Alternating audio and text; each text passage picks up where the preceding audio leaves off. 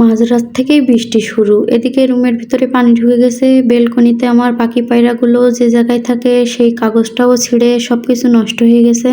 সবকিছু নিয়ে মন খারাপ করে না দেখে এদিকে রান্নাবান্না শুরু করে দিলাম। আর পাখি পায়রার ঘরগুলো পরিষ্কার করা হচ্ছে। বাচ্চা দুটো বের করে আনা হয়েছে এই জন্য। আসসালামু আলাইকুম, সবাই কেমন আছেন? আলহামদুলিল্লাহ, আমি অনেক ভালো আছি। মাঝরাত থেকেই অনেক বৃষ্টি, একটানা বৃষ্টি হওয়ার কারণে বেলকনি দিয়ে শুরু করে আমার রুমটা পুরোই পানিতে ডুবো ডুবো অবস্থা।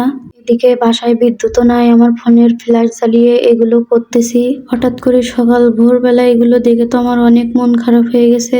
এই পানিগুলো এখন আমার যে করেই হোক শুকাতে হবে। সকাল সকাল দিনটা অনেক সুন্দর হতেও পারত, কিন্তু বৃষ্টির কারণে দেখেন কি একটা ভোগান্তি। আর যাদের বেলকনিতে ঠাঁই নাই তারাই বুঝবে এই ঘটনাটা আসলে কেমন হতে পারে। এখন যে আমি এই কাজগুলো করছি তাও কিন্তু অলরেডি বৃষ্টি হতে আছে, মানে একটু কম হয়েছে আর কি। এখন যে বৃষ্টিটা হচ্ছে এই বৃষ্টিটা বেলকনি দিয়ে না ঢুকলেও কিন্তু একটু যেই জোরে বৃষ্টি হয় তখনই ঢুকে পড়ে পানিগুলো। আর বাসার নিচে যে জমিগুলো দেখতে পাচ্ছেন এগুলো কিন্তু ধানের জমি, কিন্তু মনে হচ্ছে এখন সবগুলোই পুকুর, কারণ বৃষ্টিতে একেবারেই টইটম্বুর। মানে আমি হাত দিয়ে দেখাচ্ছিলাম যে ড্রাগনের জমিটাও কিন্তু আস্তে আস্তে পানির নিচে চলে যাচ্ছে। সকাল সকাল বাসার এরকম অবস্থা দেখে মনটা তো খারাপ হয়ে গেছে। হঠাৎ মনে পড়লো আমার পাখি পায়রাগুলোর কি অবস্থা, দেখে আসি। ওই রুমে যেহেতু দেখলাম পুরোই সবকিছু নষ্ট হয়ে গেছে। পাখির যে কাগজগুলো দিয়েছিলাম বৃষ্টি না আসার জন্য, সেই কাগজগুলো দেখছি একটু ঝড় হয়েছে বলে সবকিছু ছিঁড়ে চলে গেছে।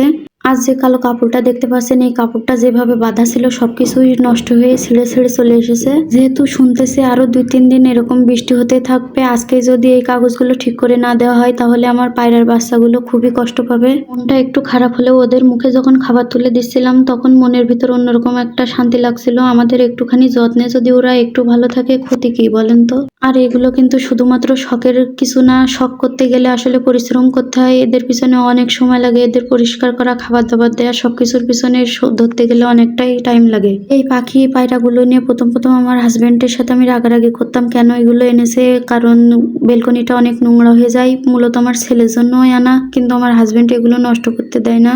কিন্তু আস্তে আস্তে এদেরকে খাবার দিতে এসে এদেরকে দেখে আস্তে আস্তে এদের পরে একটা আমার অন্যরকম মায়া চলে এসেছে। এখন কেন জানি এগুলোর প্রতি আমার অন্যরকম একটা ভালোবাসা কাজ করে। ঘর দোর গোছানো শেষ, পাখিদেরও খাওয়ালাম, এবার পেটের তো একটা ব্যবস্থা করতে হবে তাই না? আর বাঙালির ঘরে বৃষ্টি হবে অথচ খিচুড়ি আর হাঁসের মাংস রান্না হবে না, তা তো হতেই পারে না। যতই কষ্ট হোক না কেন এই বৃষ্টির দিনে ধোয়া ওঠা গরম গরম খিচুড়ি আর হাঁসের মাংস দুটো মিলে দিনটাই যেন এক অন্যরকম সুন্দর করে তোলে।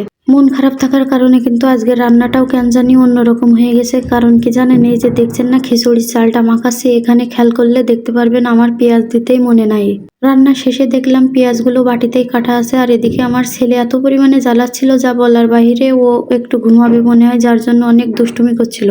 রান্না তো শেষ, এবার একটু বাইরের দিকে তাকাই। আমার ভিডিওর আসল হিরো কিন্তু ক্যামেরার ওপাশে থাকে। দেখুন আমার হাজবেন্ড কত সুন্দর করে পায়রার ঘর আর পুরো বেলকনিটা পরিষ্কার করে দিচ্ছে। আসলে একটা সংসার কিন্তু একজনের না, দুজনেরই। যখন দুজন মিলে এভাবে দায়িত্ব ভাগ করে নেওয়া হয় তখন কষ্টের কাজটাও অনেক সহজ এবং মিষ্টি হয়ে যায়। জায়গাটা সুন্দর করে পরিষ্কার করে দেওয়ার পরে কাগজ আর কাপড়টা আবার বাইরে থেকে সুন্দর করে বেঁধে দেওয়া হলো যেন বৃষ্টির পানি ওদেরকে কোনো ক্ষতি না করতে পারে। ভিডিওটা আপনাদের কেমন লাগলো অবশ্যই জানাবেন কমেন্ট করে। আজকের ভিডিওটা এই পর্যন্ত, আল্লাহ হাফেজ।